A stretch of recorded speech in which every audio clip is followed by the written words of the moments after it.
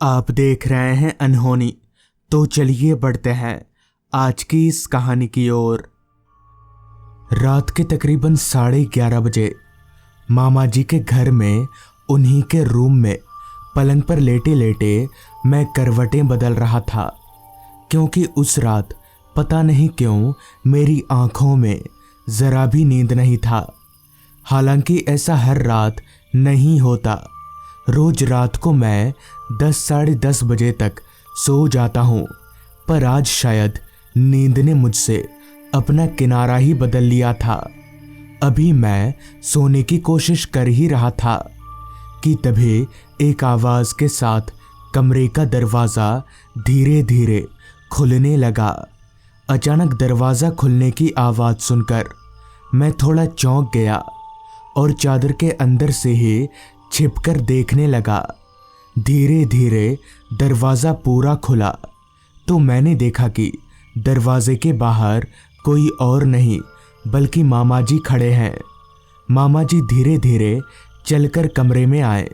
तभी मैंने अपने मुंह पर से चादर हटाकर मामा जी से कहा, मामा जी कहाँ गए थे आप इतनी रात को?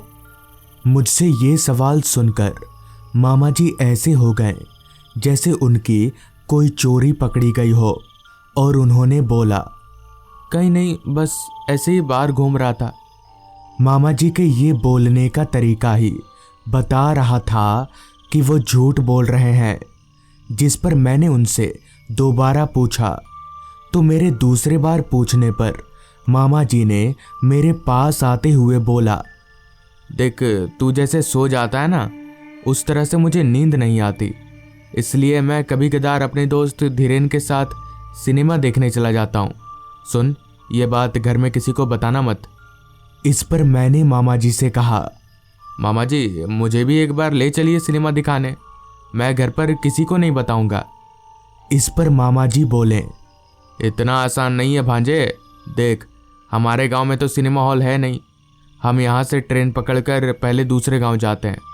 सिनेमा रात के 10 बजे ख़त्म होता है, तो वहाँ से वापस लौटने की कोई ट्रेन नहीं होती, पर एक मालगाड़ी उसी वक्त वहाँ से गुजरती है।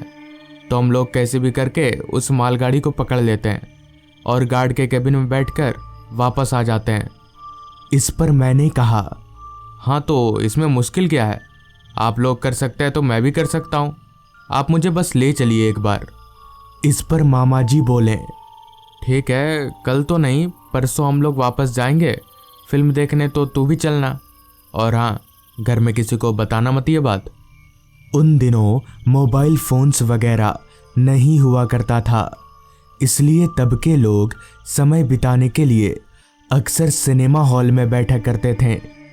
एक दिन बाद यानी परसों हम 3 जने, मैं, मामा जी और धीरेन, हम लोग शाम को सिनेमा देखने निकल पड़े। जाते वक्त हमें किसी तरह की कोई परेशानी पेश नहीं आई। हमारे स्टेशन के 2 स्टेशन बाद ही वो गांव था, इसलिए पहुंचने में भी ज़्यादा वक्त नहीं लगा। उस गांव के स्टेशन पर उतरकर थोड़ा चलने के बाद ही हम तीनों उस सिनेमा हॉल में पहुंच गए। सिनेमा हॉल ज़्यादा बड़ा नहीं था। खैर, हम लोगों ने टिकट कटवाया और अंदर जाकर फिल्म देखने लगे। फिल्म काफ़ी अच्छी थी और देखते देखते समय कब पार हो गया पता ही नहीं चला। अभी हम लोग फिल्म का मज़ा ले ही रहे थे कि तभी अचानक से फिल्म ख़त्म होने से पहले ही पता नहीं कैसे पर्दा पूरा सफ़ेद हो गया। शायद प्रोजेक्टर में कुछ गड़बड़ी आ गई थी। फिल्म के अचानक बंद होते ही सिनेमा हॉल में बैठे सारे लोग एकदम से चिल्लाने लगे। तभी मामा जी के दोस्त धीरेन ने कहा, अरे यार क्या हो गया? इतना सही फिल्म चल रहा था, पता नहीं अब कितना वक्त लगेगा। तकरीबन 15 से 20 मिनटों के बाद फिल्म पर्दे पर फिर से चलने लगी। फिल्म इतनी अच्छी थी कि हमें यह ध्यान ही नहीं रहा कि हमें वापस घर भी लौटना है। जब पूरी फिल्म खत्म हुई तो वक्त हो रहा था रात के 10:15 बजे का। घड़ी को देखते हुए मामा जी ने हमसे कहा, अब तो वो मालगाड़ी चली गई होगी, अब हम लोग घर कैसे जाएंगे? तो इस पर धीरेन बोला, हो सकता है मालगाड़ी लेट से आए, पहले रेल पटरियों की तरफ चले तो। जिसके बाद हम तीनों चलते हुए रेल पटरियों की तरफ आगे बढ़ने लगे। रेल पटरियों की तरफ इसलिए क्योंकि अब कोई ट्रेन तो थी नहीं, इसलिए स्टेशन जाने का कोई फायदा नहीं होता और स्टेशन जाकर हम लोग मालगाड़ी भी नहीं पकड़ पाते। कुछ देर चलने के बाद हम लोग रेल पटरी के पास पहुंचे। तभी धीरेन ने मामा जी को एक बंद दुकान को दिखाते हुए कहा, वो देख, उस बुड्ढे की दुकान बंद है, मतलब मालगाड़ी जा चुकी है, क्योंकि वो बुड्ढा हमारे साथ भी उसी मालगाड़ी से जाता है ना। इस पर मामा जी बोले, तो अब क्या करें? इस पर धीरेन बोला, चलो अब पैदल, और कोई चारा है ही नहीं। क्योंकि हमारे पास पैदल चलने के अलावा सच में कोई चारा नहीं था, इसलिए हम उसी रेल पटरी के सहारे अपनी गांव की तरफ आगे बढ़ने लगे। रात हर पल गहराती जा रही थी। रेल पटरियों पर आसपास चारों तरफ पूरा अंधेरा ही अंधेरा छाया हुआ था। पर अच्छी बात तो ये थी कि धीरेन अपने साथ हमेशा एक टॉर्च रखता था और उसी के चलते उस रात हम आराम से चल पा रहे थे। अभी हम लोग आगे चल ही रहे थे कि तभी मेरी नज़र सामने की तरफ थोड़ी दूरी पर कुछ लाइट जैसी चमकती किसी चीज पर गई।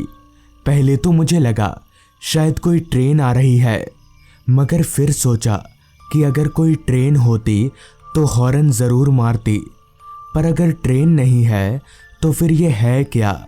तभी मैंने मामा जी और धीरेन से कहा, मामा जी, वो देखिए, वो सामने क्या चमक रहा है? मेरी बात सुनकर मामा जी और धीरेन ने एकदम से सामने की तरफ देखा तो वो भी उस चमकती हुई चीज को देखकर चौंक से गए।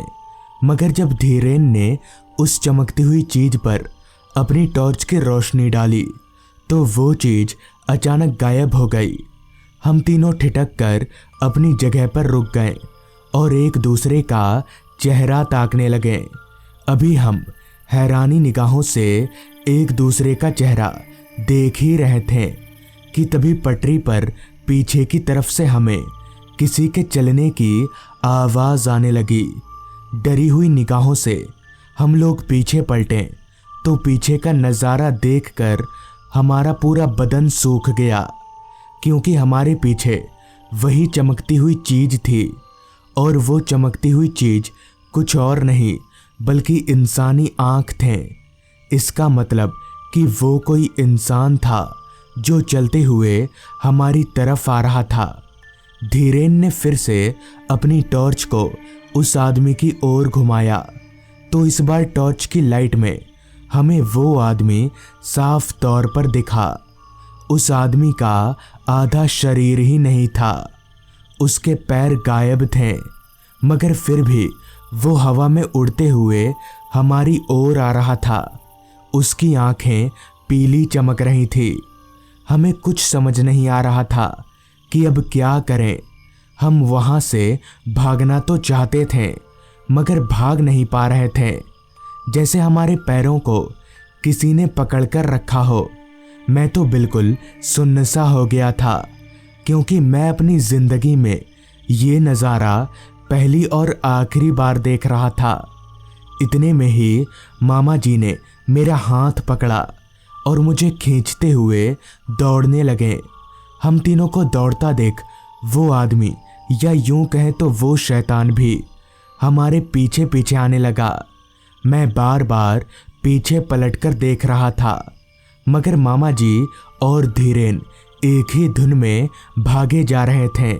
उस वक्त पर मेरा दिमाग किसी दूध पीते बच्चे की तरह हो गया था।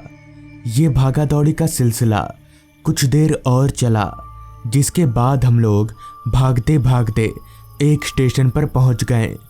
स्टेशन पर पहुंचकर मैंने जब पीछे मुड़कर देखा तो वो शैतान अब गायब हो चुका था।